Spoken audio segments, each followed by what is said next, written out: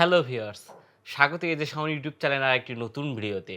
আর আজকের ভিডিওতে ক্যাননের M50 Mark II নিয়ে বিস্তারিত কথা বলবো এবং এটার ডিটেলস নিয়ে আপনাদের সামনে আলোচনা করব। আমাকে অনেকে প্রশ্ন করেন, ভাইয়া বর্তমান সময়ে ক্যাননের কোন ক্যামেরাটি বেস্ট হবে, এবং বেস্ট ক্যামেরার মধ্যে আমি মনে করি ক্যানন M50 Mark II বর্তমান সময়ে কেনা বেস্ট হবে এবং এটার মধ্যে কী কী পাবেন এবং কী কী কাজ করতে পারবেন A to Z বিস্তারিত ধারণা আপনাদের দিব। যারা নতুন ক্যামেরা কিনতে যাচ্ছেন তারা এই ভিডিওটি স্কিপ না করে শুরু থেকে শেষ পর্যন্ত যদি দেখেন তাহলে এই ক্যাননের M50 Mark II সম্পর্কে পূর্ণাঙ্গ ধারণা পাবেন আর আপনার কী জন্য কেনা উচিত, কিনলে কী কী করতে পারবেন সব কিছু ভালোভাবে বিস্তারিত জানতে পারবেন। তাহলে চলুন মূল ভিডিওতে। তো মূল ভিডিওতে এসে সবার আগে এটার ফিচার নিয়ে কথা বলবো। এটাতে কিন্তু 24.1 মেগাপিক্সেল সিমস সেন্সর পেয়ে যাচ্ছেন। এটা কিন্তু APS-C একটা বডি, মানে ক্রপ একটা বডি, এবং 24.1 মেগাপিক্সেল হলেও এটা কিন্তু খুবই সুন্দর এবং শার্প ইমেজ প্রডিউস করতে পারে এবং ভালো ভিডিও করতে পারে। এরপরে এটার প্রসেসর নিয়ে কথা বলবো। এটাতে কিন্তু ডিজিক 8 ইমেজ প্রসেসর ইউজ করা হয়েছে। বর্তমান সময় ক্যাননের একটা আপডেট প্রসেসর, এটা ডিজিক 8। এই ডিজিক 8 প্রসেসর হওয়ার কারণে এটা কিন্তু খুবই দ্রুত একটা ইমেজ প্রসেসিং করে আপনার সামনে সে ছবিটি প্রসেস করে দিতে পারে। এরপরে এটার আইএসও রেঞ্জ নিয়ে কথা বলবো। এটা কিন্তু একটা মিররলেস ক্যামেরা, এই জন্য লো লাইটে পারফরমেন্স খুবই ভালো পাবেন। এটার আইএসও রেঞ্জটা আপনার 100 থেকে 25,600 পর্যন্ত করতে পারবেন এবং এক্সপান্ডেবল করতে পারবেন 51,200 পর্যন্ত, মানে লো লাইটে কতটা সুন্দর পারফরমেন্স পাচ্ছেন। এবং লো লাইটে আইএসও যদি একটু 400-500 করেন, মোটামুটি গ্রেনি নয়েজটা খুবই কম আসবে এবং খুবই ভালো ইমেজ কোয়ালিটি প্রডিউস করতে পারবেন লো লাইটে, এবং লো লাইটের জন্য যথেষ্ট পরিমাণ আইএসও এটাতে দেয়া আছে। এরপরে বলবো এটাতে ভিডিও কোয়ালিটি। অনেকেই হয়তো ছোটো পটাকা বড় ধামাকা চান, আপনি ছবির পাশাপাশি ভিডিওটাও করবেন। এটাই কিন্তু তার মধ্যে একটা কম্বো ব্যাগ। এটা ক্যামেরার সাইজটা অনেক ছোটো এবং লাইট ওয়েট, কিন্তু মোটামুটি এটাতে ভিডিওগ্রাফি এবং ফটোগ্রাফি দুটোই করতে হবে। ভিডিওগ্রাফির এটাতে 4K 24 FPS পর্যন্ত ভিডিওগ্রাফি, 4K-তে একটু ক্রপ ফ্যাক্টরে ভিডিও করতে পারবেন।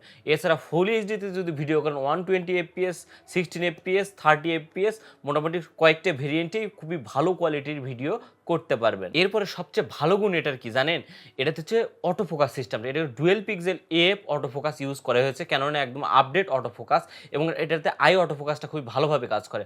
আপনারা যখন ছবি তুলবেন মোটামুটি 10 FPS এটা আই অটো ফোকাস কাজ করবে, এবং দ্রুতগামী কোনো কিছুর ছবি তুলতে গেলেও খুব ভালোভাবে I auto focus 10 FPS I auto focus কতটা দ্রুত কাজ করে তাহলে বুঝতে পারছেন। 10 FPS-এও আপনার আই অটো ফোকাসটা খুবই সুন্দরভাবে কাজ করতে পারবেন। এছাড়া এটাতে ভিডিওতে face dedicated auto focus, I auto focus দুটোই কাজ করবে, এবং এটাতে কিন্তু ডুয়েল পিক্সেল অটো ফোকাস খুব দ্রুত মানের অটোফোকাস কাজ করে, এটা সেই সিস্টেমটা দেয়া আছে। আর এটাতে যে ডিসপ্লেটা ইউজ করা হয়েছে এটা কিন্তু 3 ইঞ্চি ডিসপ্লে এবং টাচ স্ক্রিন একটা ডিসপ্লে এবং ভেরি অ্যাঙ্গেল একটা ডিসপ্লে। এটা রোটেট করতে পারেন, বিশেষ করে যারা ব্লগ ভিডিও করেন, সেলফি ভিডিও করবেন, তারা এটা রোটেট করে নিজের দিকে করেও ভিডিও করতে পারবেন, এবং পিছন দিকেও ভেরিয়েবল হওয়া সত্ত্বেও 180 ডিগ্রি আপনারা রোটেট করতে পারবেন।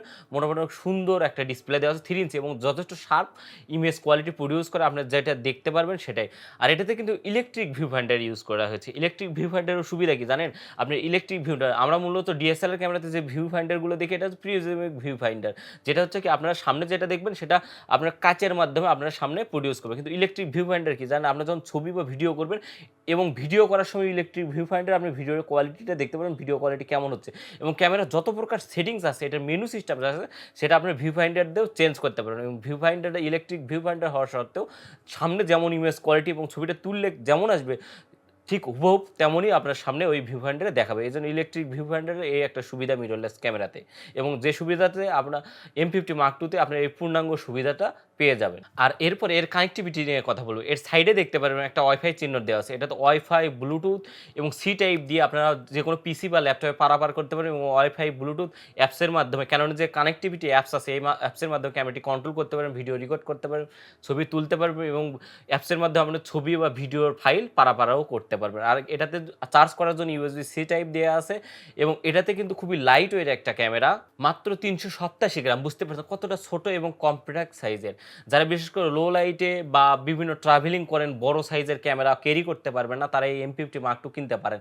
আর এতে কিন্তু 3.5 mm অডিও জ্যাক আছে, মানে এক্সটার্নাল যে কোনো ধরনের বয়া মাইক্রোফোন হোক, shotgun microphone, on camera microphone হোক, যে কোনো ধরনের মাইক্রোফোন 3.5 mm জ্যাকের মাধ্যমে সুন্দর ক্রিস্টাল ক্লিয়ার অডিও রেকর্ড করতে পারবেন, এবং এটাতে কিন্তু dual channel left and right দুইটা চ্যানেলের অডিও রেকর্ড সুন্দরভাবে হয়ে যায়। আর এটাতে কিন্তু মেমোরি স্লট মাত্র একটা দেয়া আছে। আর এটাতে LP-E70 এর ব্যাটারি ইউজ করেছে। ব্যাটারিটা LP-E70 একটু ছোট, মোটামুটি আপনার যদি স্টিল ফটোগ্রাফি করেন ৩০০ থেকে ৩৫০ পর্যন্ত ছবি তুলতে পারবেন। আর ভিডিও যদি রেকর্ড করেন LP-E70 ব্যাটারিটা একটু ছোট, এই কারণে এটাতে ভিডিও যদি রেকর্ড করেন আমরা এক্সট্রা ব্যাটারি কিনতে হবে, এবং যে ব্যাটারিটা সাথে দেয় এই ব্যাটারি দিয়ে আপনারা মোটামুটি ৬০ থেকে ৭০ মিনিট ভিডিও করতে পারবেন। আর যদি এক্সট্রা ব্যাটারি কেনেন, আপনার ডুপ্লিকেট ব্যাটারি যদি কেনেন তাহলে মোটামুটি ৪০ মিনিট পারফরমেন্স পাবেন। আপনারা এক্সট্রা ব্যাটারি কিনবেন। বিশেষ করে যারা ব্লগ ভিডিও করে তাদের জন্য অ্যাপ্রোপ্রিয়েট একটা ক্যামেরা, এবং খুবই কম্প্যাক্ট, মানে ছোট পটাকা বড় ধামাকার মতো একটা সাইজের ক্যামেরা, এবং লাইট ওয়েট বললাম তো মাত্র ৩৮৭ গ্রাম, বুঝতে পারছেন কত ছোট একটা ক্যামেরা।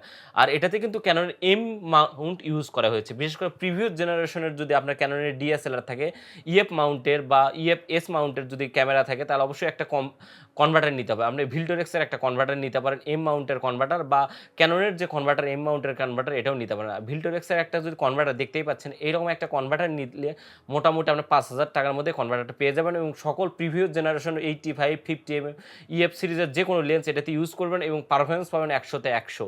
আর আমি সবচেয়ে রিকমেন্ড করবো যারা ক্যাননের M50 Mark II কিনবেন, শর্ট ফিল্ম করবেন, মিউজিক ভিডিও করবেন, সিগমার যে 16mm 1.4 DC-DN যে কন্টেম্পোরারি যে লেন্সটা আছে 1.4 এর সিগমার সাইড স্ক্রিনে দেখতে পাচ্ছেন, এই লেন্সটা কিনতে পারেন। এই লেন্সটা 1.4 লো লাইটে পারফরমেন্স ভালো, এবং ব্লগ ভিডিও তৈরি করতে পারেন। এটা মোটামুটি অনেকটা ওয়াইড পাবেন, এবং 1.4 ব্যাকগ্রাউন্ড বকিও অত্যন্ত সুন্দর পাবেন।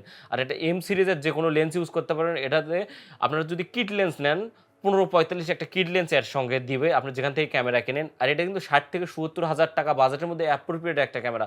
আর পারফরমেন্সের দিকে দিয়ে যদি আলোচনা করি, যারা নতুন ক্যামেরা কিনছে, বর্তমান সময়ে ক্যাননের কিন্তু সব ডিএসএলআর ম্যানুফ্যাকচার বন্ধ করে দিয়েছে। এই জন্য ক্যানন এম সিরিজের M50 Mark II সবচেয়ে কম দামি বাজেটের মধ্যে ক্যামেরা, এবং কম দামের মধ্যে আই অটো ফোকাস পাচ্ছেন, ২৪.২ মেগাপিক্সেল পাচ্ছেন, মিররলেস পাচ্ছেন, ইলেকট্রিক ভিউ ফাইন্ডার পাচ্ছেন, DG8 প্রসেসর পাচ্ছেন, রতে জেপিজি দুইটাতে শ্যুট করতে পারছেন, ভিডিওতে 4K 24 FPS পাচ্ছেন, মোটামুটি সব কম্বো প্যাক পাচ্ছেন, এবং কম বাজেটের মধ্যে খুব ভালো ক্যামেরা। এই ক্যামেরাটা কেনার অবশ্যই সাজেস্ট করব। তাহলে বুঝতে পেরেছেন কারণ M50 Mark II নিয়ে আপনাদের সম্পূর্ণ ধারণা দিলাম। যারা বিশেষ করে ভিডিওটি দেখছেন, ভিডিওটি যদি ভালো লাগে অবশ্যই লাইক করবেন, আর আমার চ্যানেল নতুন হয়ে থাকলে চ্যানেলটি সাবস্ক্রাইব করে পাশে থাকা বেল আইকনটি ক্লিক করে রাখতে পারেন নতুন ভিডিওর আপডেট সবার আগে পাওয়ার জন্য। তো আজকের ভিডিও এই পর্যন্তই।